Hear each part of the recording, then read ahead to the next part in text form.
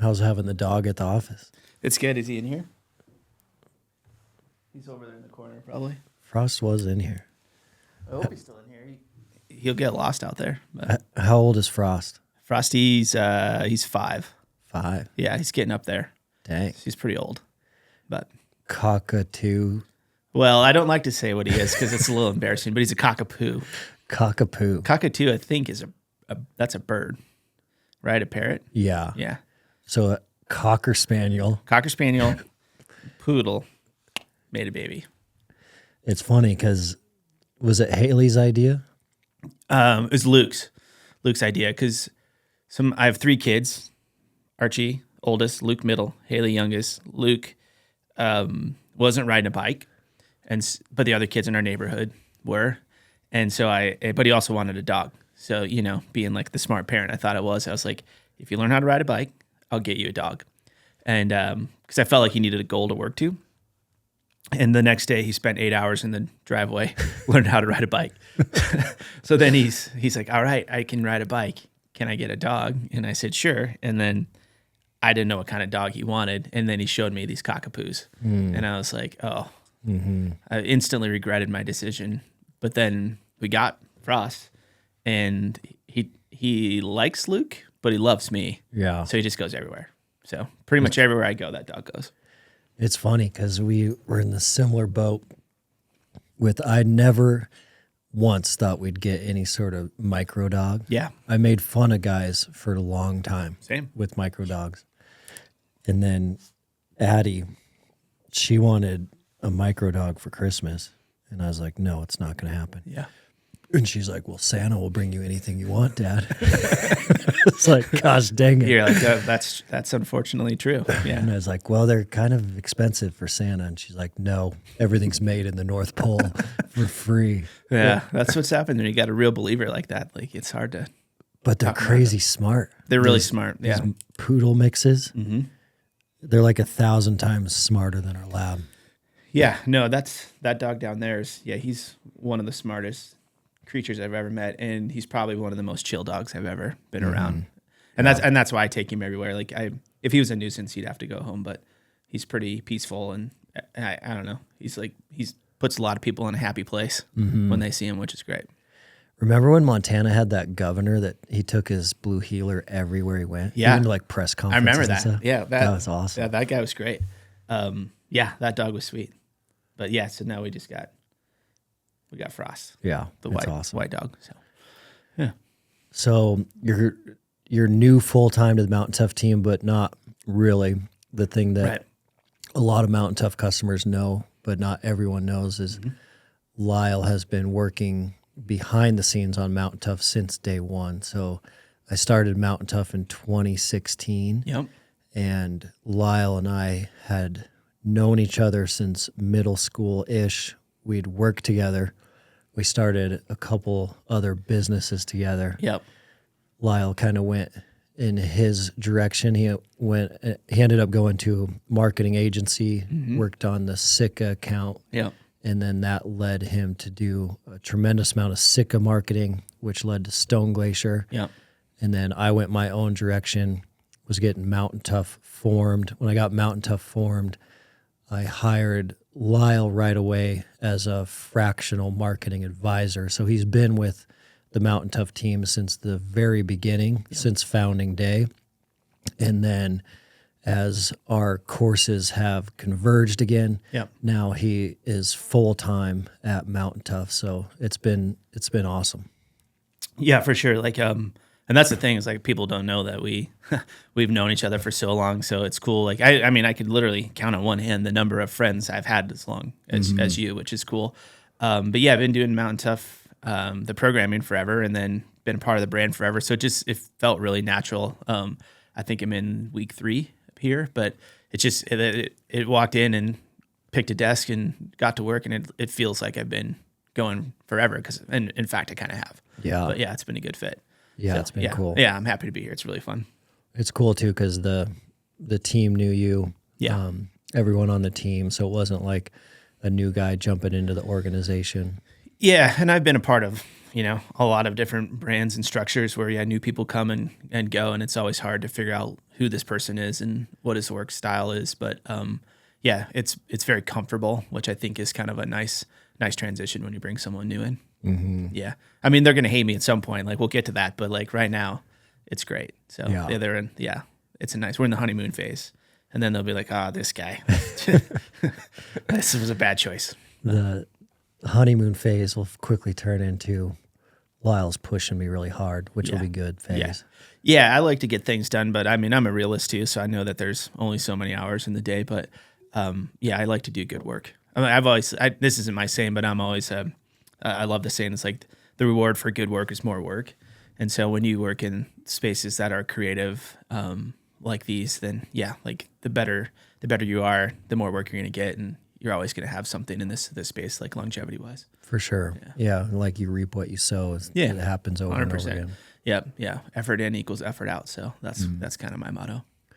So you know, everyone at Mountain Tough, all our listeners know that we're dedicated to the backcountry hunting industry. And, you know, we've spent 9 years on building authenticity and authority there so that anyone going on any high elevation, rugged terrain, extended day trip, especially that's going to require heavy pack, we've become the authority on backcountry fitness. Yeah. And you've seen a lot from your perspective of the days working on a lot of Sitka stuff to 7 years of working on Stone Glacier stuff. Yep. What do you see as kind of like the state of the union on the backcountry hunting industry, where it's headed, what's going on? Yeah, that's a great question. It's in an awesome spot from just the amount of people that are interested in it and core users. I mean, there's definitely been a shift in what gear was, right? Like from the original days at Sitka, people were wearing pretty low quality gear. And so that brand, I think, really was kind of the catalyst for a lot of the other brands and opened those doors. The Kuyus, First Lights, all those brands kind of were, lived off of that original Sitka model of like, you can make better gear for hunters. And so I think the quality of gear over the last 15, 20 years it's come so far. And that I mean, I would almost argue now that some of the hunting apparel is, 100% as good, if not better, than you would find in the mainstream kind of spaces. So that's good. And, we talk about this all the time too. Like the gear is good, but the thing that's I'm most excited about and how well people are starting to think of themselves as gear too, right? Yeah. Like you can have the most expensive products and you can have a new rifle, a new bow every year, but if you're not putting time into yourself for that physical effort, then you're never really going to, be as successful as you potentially could, because we've all seen it and been part of it. Guys that go on hunts and don't train beforehand. Oftentimes you're spending lots of money to do these things. And then if you're not investing in yourself, then you're not having maybe the positive outcome that you're looking for. Yeah. Yeah, it is wild. We've talked about that for years at Mountain Tough, and people will also often spend tens of thousands of dollars on a hunt of a lifetime that maybe they applied 24 years for, or maybe they saved up 25 years for. It could be $10,000, $20,000, $30,000 just for the hunt. And then a lot of times you'll see them spend another $5,000 on gear, maybe $10,000 on a rifle optic setup, but they haven't spent any preparation at all on their physical health and also their mental attributes. So physically, you have to be able to get to the top of the mountain, but then mentally, you have to be able to make that shot count under extreme stress. And so the lack of stress training historically and the lack of physical training historically has ruined a lot of dream hunts for many, many people.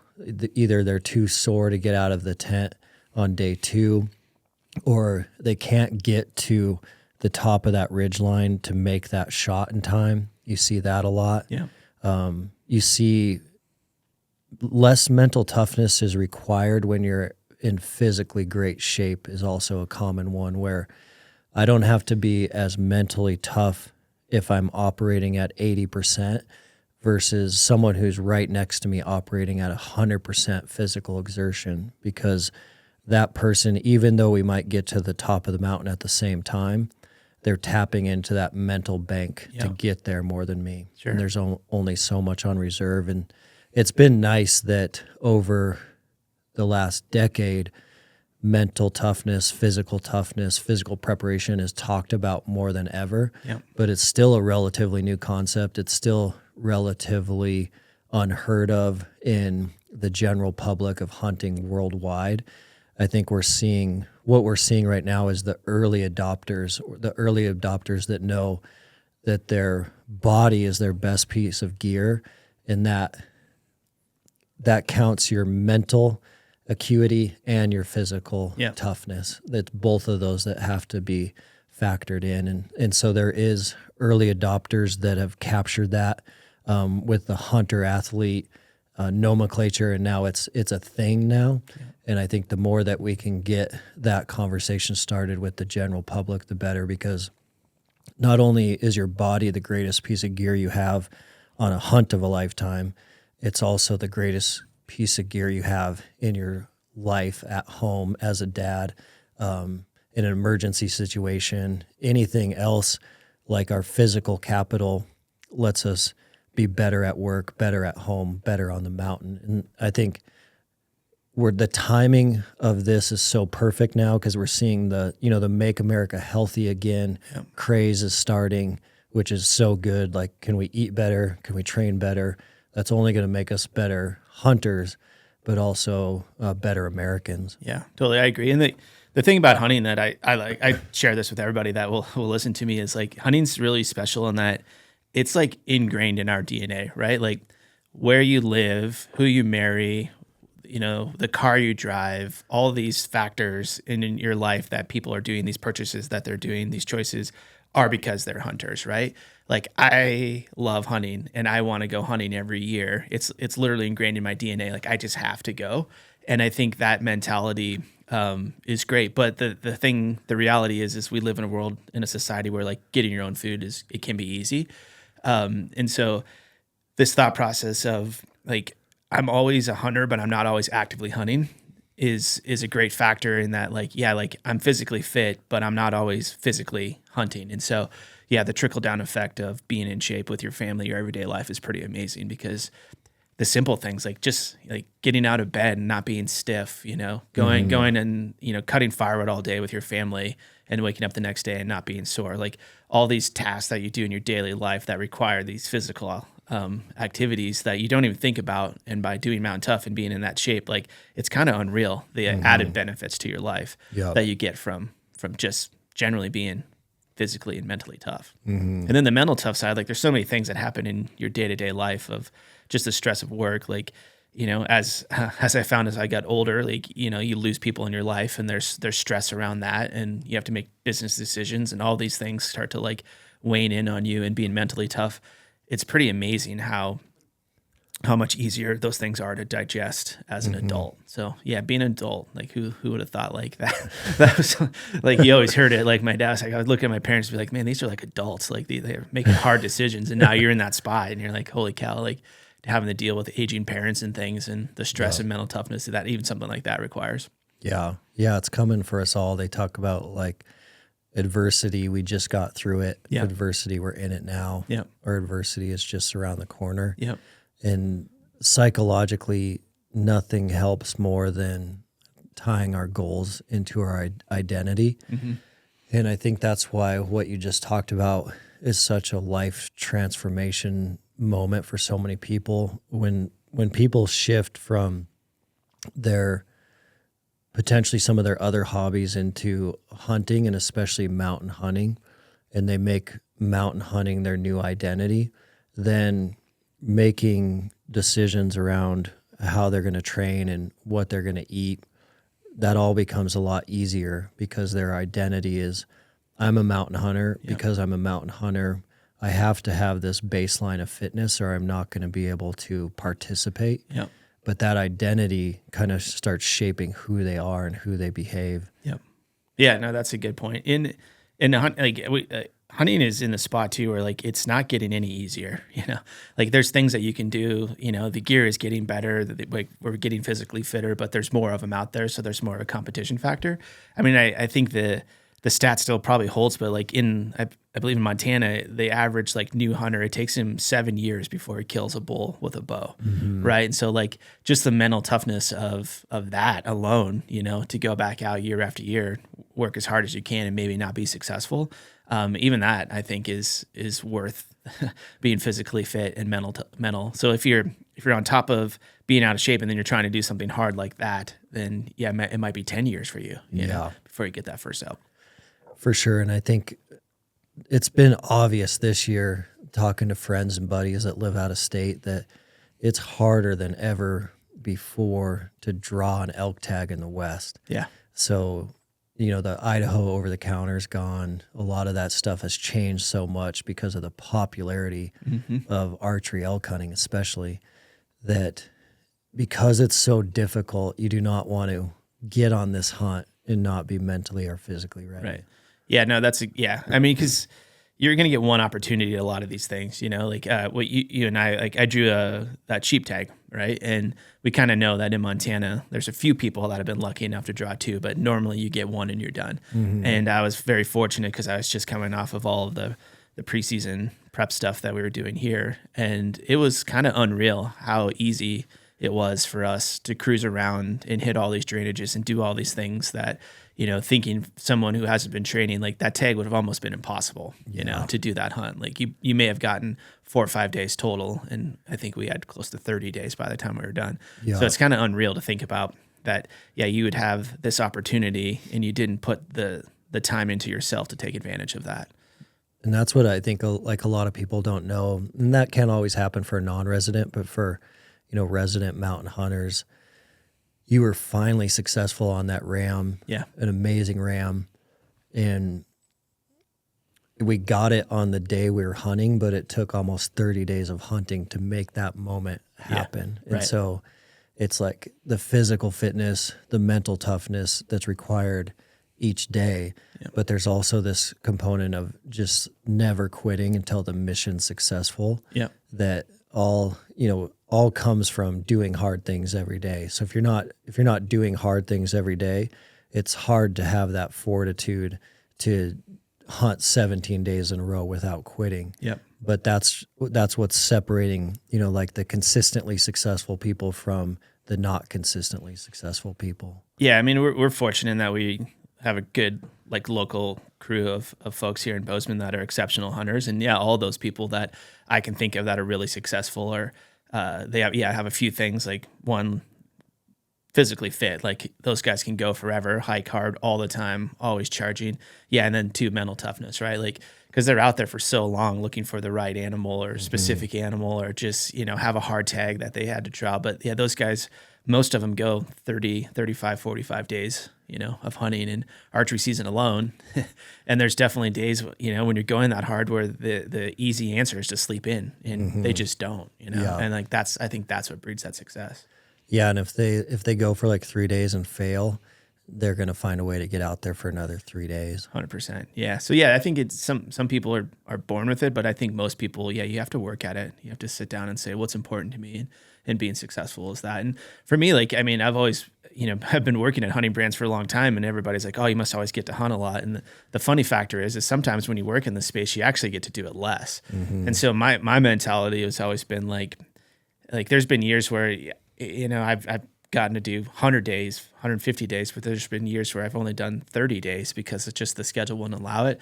But I knew when I went for those 30 days that I'm going to go as hard as I can every day for 5 days, and so I think that mentality of like, hey, I was physically fit, I was mentally tough, I was able to get up and go as hard as I can for 5 days. Was I successful? Sometimes. If I wasn't, at least I knew like I left everything out there, and I'm not having any regrets on the drive home. Like, oh, I wish I wouldn't have gone back to the tent on that day and, hung out or slept in every day and missed the golden hour of the opportunity window. So yeah, I think that's a little bit different perspective. Is like, sometimes you just got to like suck it up and get out there and go. But if you're physically, mentally tough, then it makes that so much easier. It is crazy thinking about it now. Like if you really think back, over the hunters that we know that are consistently successful, the one thing that really proves that the gear is not the number one answer is just the trends that change over time. Yeah. Because like you and I both know hunters that were consistently successful 20 years ago, and the bows they were using 20 years ago, the rifles they were using 20 years ago, the scopes they were using 20 years ago were nothing compared to today. The gear, the boots, the socks, the performance, technical, clothing, layers. Yeah. Nothing was even close to what it is today, but they were still consistently successful. And if you really like boil that down, it's because of their mental and physical attributes. Yep. And, they might have better rifles now and better bows now, but that's not really like, they're not counting on that to be the separator between success or failure. Yeah. Like they would succeed with almost any piece of gear you gave them. Yeah, 100%. Yeah, I mean, again, your body, your mental toughness it's the best weapon that you have out there. I mean, everything else it adds value. You're more comfortable with the gear that you have now. The boots are better. Like in theory, that like all these attributes allow you to even hunt harder and go longer, have a better experience. But at the end of the day, it's that mental and physical toughness that's making these guys successful. Mm-hmm. Gear's great, but it's not the end all be all. I still know guys that are still shooting those bows from, the late 90s that are still crushing elk every year and have no desire to change because it works for them. Right. And those guys are in peak physical shape, and it's kind of funny to see because they kind of laugh and scoff at some of the new stuff. I know. One of my favorite interviews was interviewing Todd Orr. Yeah. And he's great. Todd Orr has killed 25 mature bulls with a 44 revolver. Yeah. And he talked about how he just carries this backpack with like a little 20-ounce bottle of water, like gas station bottle, and like a tortilla with peanut butter on it. Perfect. But like it's like a JanSport backpack. Yeah. And then he does like his Wranglers, his hiking boots, and his pistol. Yeah. And he's just walking those bulls down. Yeah. It's pretty crazy. Yeah. Yeah, he's good. Well, Lucas Emlica, same. Like I don't think he's got a new bow, but he's been shooting this bow. He calls it White Lightning, and he's had that bow forever. But he's in prime physical shape, and the guy just goes out and gets after it every year and is almost always successful. Yeah. Yeah. So. I think part of that too, and we've talked about this on the show before, is non-resident hunters that are planning a big trip, a trip of a lifetime. They are getting better at focusing on their mental and physical preparation, doing the Mountain Tough program, also diving into the mindset training. Even you're seeing some people do stress training now. I think like PRS is a good example of stress training, where you're going to get put under pressure and see how you can handle that pressure and make those shots. That's going to be a game changer when it comes to your hunts. Mm-hmm. But I think the still underlooked piece that we're seeing a lot is that someone who lives in Virginia, they draw their Colorado elk tag for the first time. They train, they get some good gear. The one component that is separating the consistently successful hunters out here that we see a lot is they're tremendous outdoorsmen, because they spend a tremendous amount of time outside. So when they show up on that elk hunt in September, it's not their first time in that tent. It's not their first time 3 days away from home with no service, eating crappy food. Yeah. It's their 100th time doing that. Yep. And so it's not wiping them out as much. It's not exhausting them as much. So I think listeners out there that are getting ready for these dream trips, like focus on your body as the number one piece of gear. Yep. But also start prepping right now. How can you be an outdoorsman? And you can do that anywhere you live. Just start spending time outside in the gear that you're going to be using on this hunt. Yeah, it's a good point. I used to, when I was at Stone Glacier, I used to drive this point home all the time, and that, the Stone Glacier backpacks have an integrated load shelf, so you can separate the bag from the frame, put all your meat or gear in there, and then the idea is that you can go farther and hike out in one load.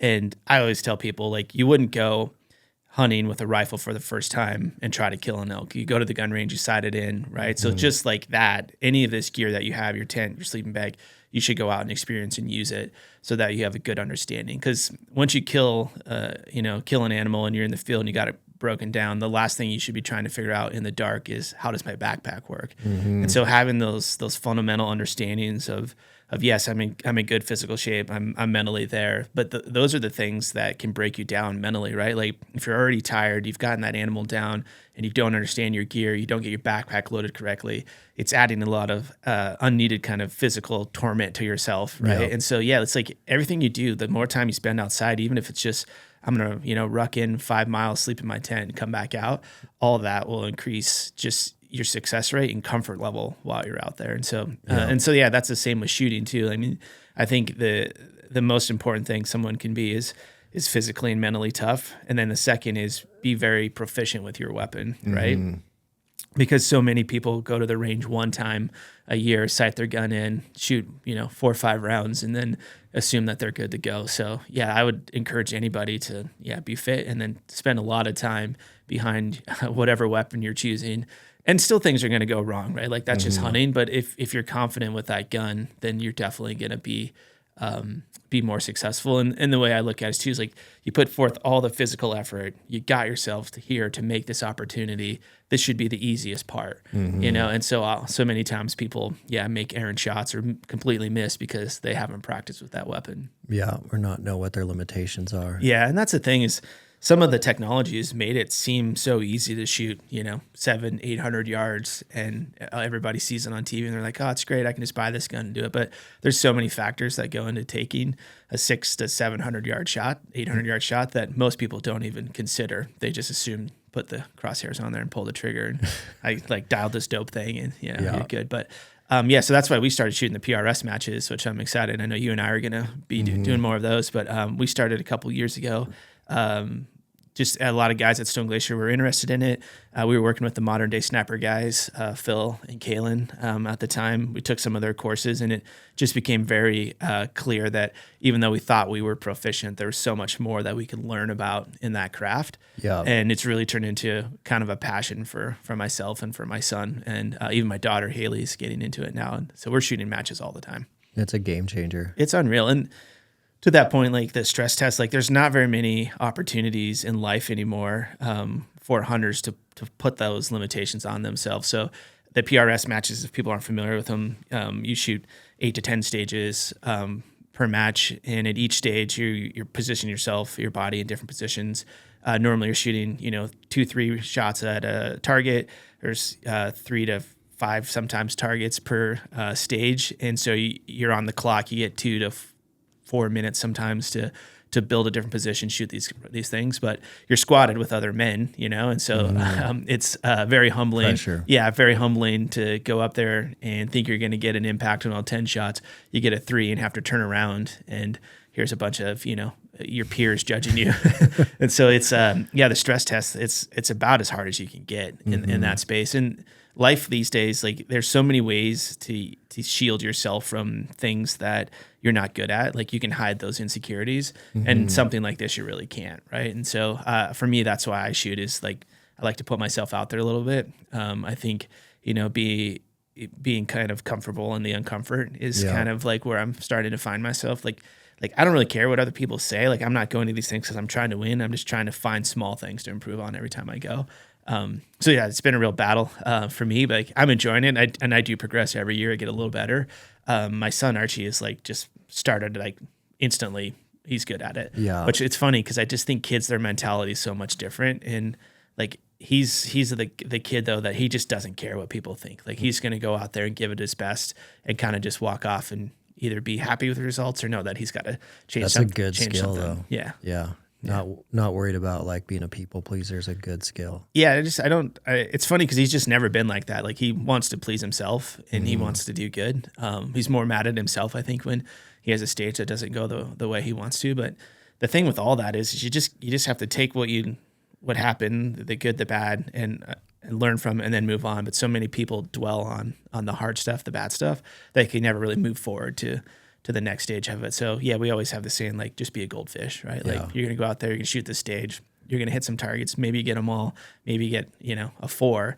Well, why did you get a 4? Was it a wrong wind call? Did you have the dope wrong? Did you make a mental error and fail to dial your dope? Yeah. And so I think you start to like break all that down, but you just take that information, process it real quick, and then just move on. You have to. Yeah. You can't dwell. How have you seen it translate into hunting?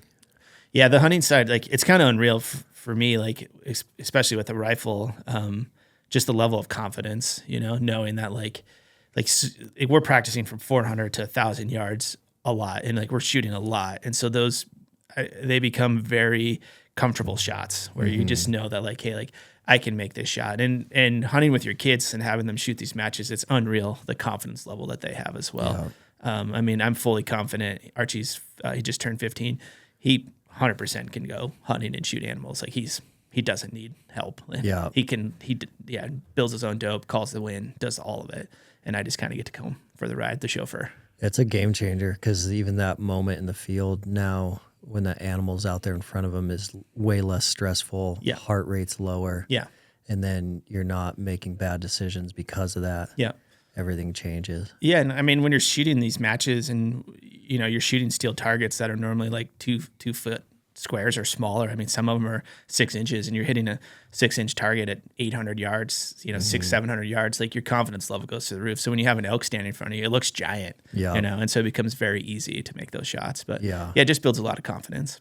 Yeah, that's awesome. And guys that haven't done PRS yet should. It's definitely blowing up in popularity. And there's the NRL series, and then people that are primarily 100% archery hunters can do the same thing that PRS is doing. You just got to find a way to be stress testing yourself all the time. Yeah, the archery thing's a little tougher because there's not really that same stress. There are some fun events. Like the Total Archery Challenge is great even if you just want to go and shoot different angles. Like they do a nice job of designing those courses so that you're shooting through things and it's very realistic. So again, so many times, and I'm even guilty of this, you get the bow out, you go set the target out at 20 yards, and 40 yards, you shoot at 60, 70, but you're just shooting on flat ground, right? And so much changes when you're shooting angles. And I think, take your target out, hike into the mountains a little way, throw it out there, hike up the hill, and start shooting that thing in different positions. And it'll definitely help you long term. We need to build a PRS archery course. That'd be sweet. Yeah. The timer. Yeah. 3 different positions. That would be pretty rad. That'd be awesome. Yeah. No one's done that. We should coin that. Just make a little note. So. We should trademark that right now. Yeah, call the lawyer. We were the first ones with that idea. Yeah, I bet someone's doing it.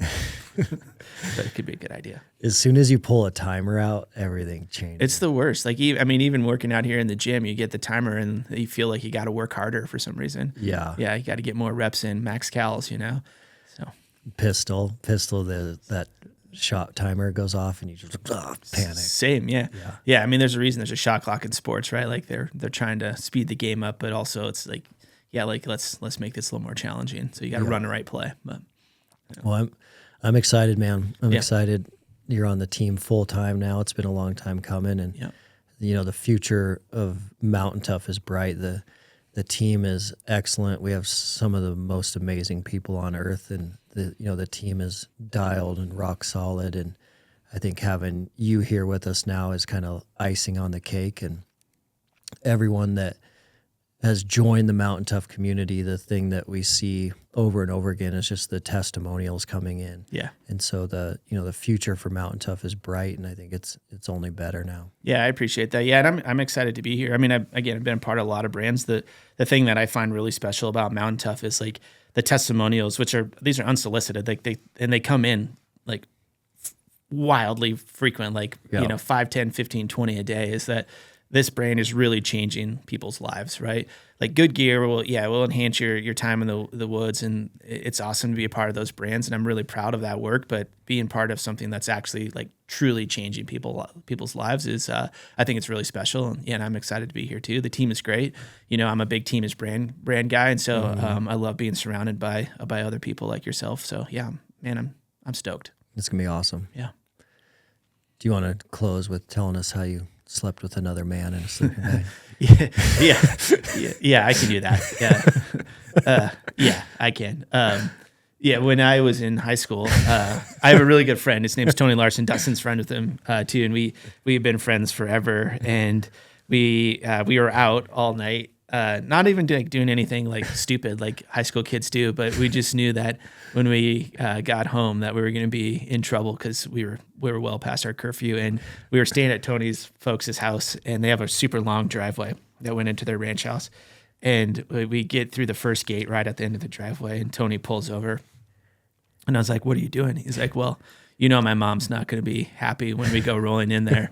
And I was like, "Okay." And I was like, "Well, what's going to happen tomorrow? Like, is she going to be happy if we didn't come home?" And he was like, "Well, I'd rather be well rested to tackle that than where I'm at right now." And I was like, "That's a good point, right?" And so we get out, and he had a single cab truck. We like jump in the back of the bed, and I was like, "Man, like we don't even have any sleeping bags or anything." He's like, "Oh, I got some behind the seat of the truck." And that's like, sweet. So I expect him to pull out 2 sleeping bags. He gets behind it. He pulls out 1 sleeping bag. It was like the old school, like Cabela's square, like flannel sleeping bags. And he like gets in it, and I'm just kind of sitting on the side of the truck, shivering. like he's like, "Are you getting in?" And I was like, "In the sleeping bag?" He's like, "Yeah, you'll freeze to death out here." So I was like, "Yeah." We just shoved 2 dudes in 1 bag, and we went to sleep.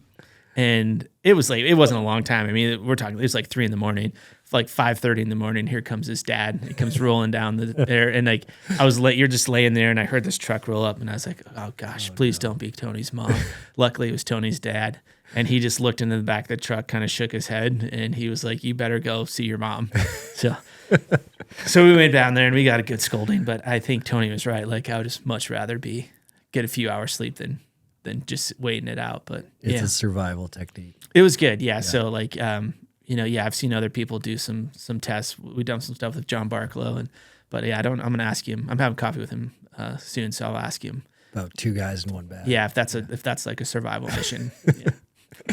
See if he had the SEALs put 2 guys in 1 bag. I bet they didn't, but like, I think you could do it. So it definitely saves weight. It's probably a hunting technique that not a lot of guys are doing, is like, hey, we're just going to take one of a lot of things and share it. Like 1 sleeping bag, 1 toothbrush, like one Jetboil. Guys always do the 1 Jetboil thing. I'm like, bro, I'm going to make my own coffee by myself. I know. And it weighs like 1 ounce. I know. But sharing a sleeping bag, that might be the new That might be a game changer. I mean, we already like share a tent. Like you take half a tent, you want to go. But now 1 sleeping bag. Probably take like 2 pairs of underwear and just swap them. Like there's probably some ways to like save some weight.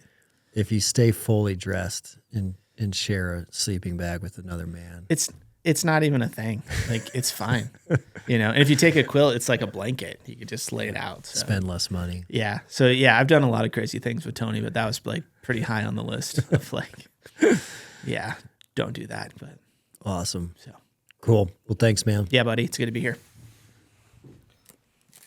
That was sweet. Yeah, it's good. That was awesome. That tied together nicely. Yeah, it was good. With the gear. Oh, I had an itch in my ear. Oh. Hopefully you were on. Hopefully.